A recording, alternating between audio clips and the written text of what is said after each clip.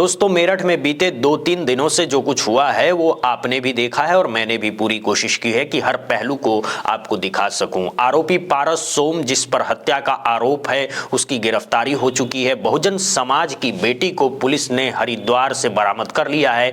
थोड़ी देर में मैं आपको पुलिस का आधिकारिक बयान भी सुनवाऊंगा, लेकिन आज की खबर सिर्फ गिरफ्तारी तक सीमित नहीं है। आज बात होगी बहुजन समाज पार्टी की उस बदले हुए तेवर की जो कभी बसपा की पहचान हुआ करता था और जिसे शायद पार्टी खुद कहीं पीछे छोड़ आई है। कुछ ऐसी तस्वीरें आपको दिखाऊंगा जो बहुत कुछ कह जाती है, लेकिन उससे पहले एक और तस्वीर जरूरी है। ये तस्वीर है उस गोदी मीडिया की जो सालों से भारतीय जनता पार्टी की खुली चरण वंदना करता रहा है, जो सत्ता के हर फैसले को जायज ठहराता रहा है और जो नफरत को खबर बनाकर परोसता रहा है। आज वही मीडिया जब जमीनी हकीकत दिखाने पहुंचा तो योगी आदित्यनाथ की पुलिस ने उन्हें दौड़ा दौड़ा कर पीटा। जी हां, वही पुलिस जिसकी तारीफों के पुल यही चैनल रोज बांधता था। मैं आपको वो वीडियो दिखाऊंगा, इसके साथ ही दिखाऊंगा कि किस तरह विश्वनाथ पाल ने योगी सरकार को तथ्यों और सवालों के जरिए घेरा है। बहुत कुछ है आज इस वीडियो में, लेकिन सबसे पहले ये वीडियो देखिए। ये रिपब्लिक टीवी का रिपोर्टर है जो मौके पर कवरेज के लिए पहुंचा हुआ था। यही वो चैनल है जो अक्सर सत्ता की भाषा बोलता है, लेकिन इस बार जब उसने जमीनी सच्चाई दिखाने की कोशिश की तो उसे कॉलर पकड़कर धक्का दिया गया, कैमरे तोड़ने की कोशिश की गई और ये सब कुछ लाइव कैमरे में रिकॉर्ड हुआ। ये कोई आरोप नहीं है, ये कैमरे में कैद सच्चाई है। जरा इस वीडियो का छोटा सा हिस्सा आप देख लीजिए, सुनिए क्या बातचीत हो रही है और उसके बाद हम आगे बढ़ेंगे। ऑन कीजिए एक बार, फिर ऑन कीजिए कैमरा।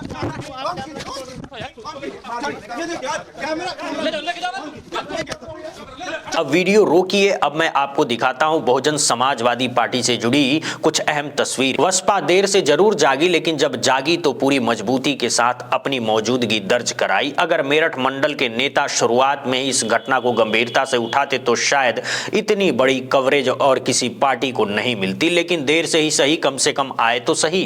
कहते हैं ना, देर आए दुरुस्त आए। अब जरा इन तस्वीरों को ध्यान से देखिए। ये तस्वीर उसी रात की है जब पहली बार बहुजन समाज पार्टी के नेता मौके पर पहुंचे और सीधे तौर पर पुलिस से आमने सामने हो गए। कारें तो आती जाती रहती हैं, इतने दबाव में काम मत करिए आप लोग, ऐसे काम नहीं चलेगा। बहुजन समाज पार्टी अब चुप नहीं बैठेगी। ये समाज इतना कमजोर नहीं है, बशर्ते ये कानून को मानने वाला समाज है।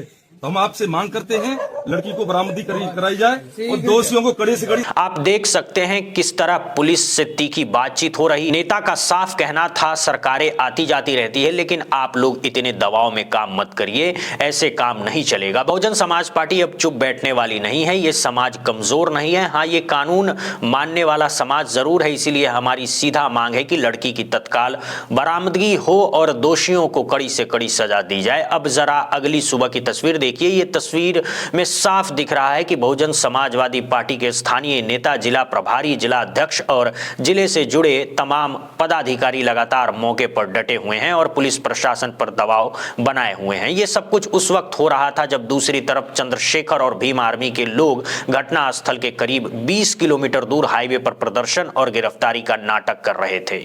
उनकी तस्वीरें भी मैं आपको दिखाऊंगा, लेकिन उससे पहले ये दिखाऊंगा कि एक वरिष्ठ पत्रकार पवन लिखते हैं कि मेरठ में अनुसूचित जाति वर्ग की नाबालिग लड़की के अपहरण और उसकी मां की हत्या के मामले में बहुजन समाजवादी पार्टी खुलकर सड़कों पर उतरी है।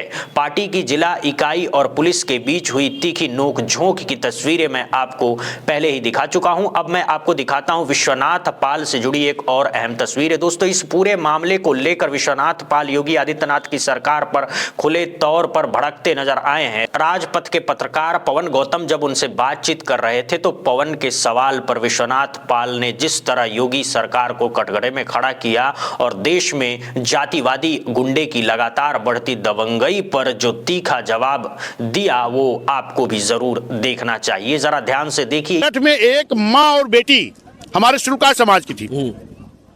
वो खेत जा रही थी और कुछ वहां पर अपराधी तत्व पहुंचे और उस बेटी को उठा ले गए और उनकी माँ को बांके से फरसे से मार के लहूलुहान कर दिया और हॉस्पिटल जाते जाते बेटी का अपहरण कर लिया और उसकी मां की हत्या कर दी। तो मैं माननीय योगी जी से पूछना चाहता हूं कि आपके सरकार में हो क्या रहा है।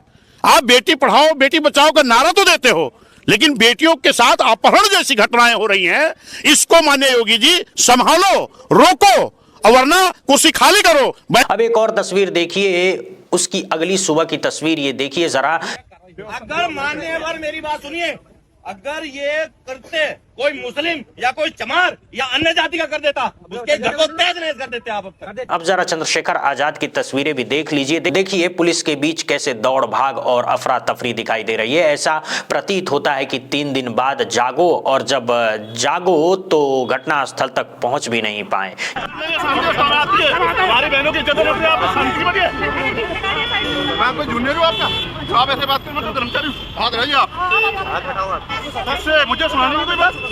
अब एक और तस्वीर दिखाता हूं, ये देखिए नगीना सांसद चंद्रशेखर आजाद का वीडियो। आप साफ देख सकते हैं कि ये सब कुछ हाईवे पर हो रहा है और बताया जा रहा है कि जहां ये ड्रामा चल रहा है वहां से घटना स्थल कई किलोमीटर दूर है, यानी मौके पर पहुंचने से पहले ही सिर्फ मौजूदगी दर्ज करा दी गई है। साइन करने आए, वीडियो बना और फिर वहां से लौट गए। यही है जमीनी सच्चाई। पत्रकार प्रियांशु कुमार लिखते हैं कि नगीना सांसद चंद्रशेखर आजाद को पुलिस द्वारा मेरठ जाने से रोके जाने पर जबरदस्त हंगामा हुआ। पुलिस पर नाराज चंद्रशेखर आजाद पीड़ित परिवार से मिलने के लिए आगे बढ़े और इस दौरान राष्ट्रीय महासचिव समेत कई नेताओं को टैग किया गया। कुल मिलाकर मेरठ कांड में जिस तरह 2 दिनों तक योगी आदित्यनाथ की पुलिस ने ड्रामा कराया वो याद रखा जाएगा, और जिस तरह दिन दहाड़े इस जघन्य हत्याकांड को अंजाम दिया गया वो किसी भी हाल में जायज नहीं ठहराया जा सकता। इस वीडियो में फिलहाल इतना ही। आपका बहुत बहुत शुक्रिया, बहुत बहुत धन्यवाद।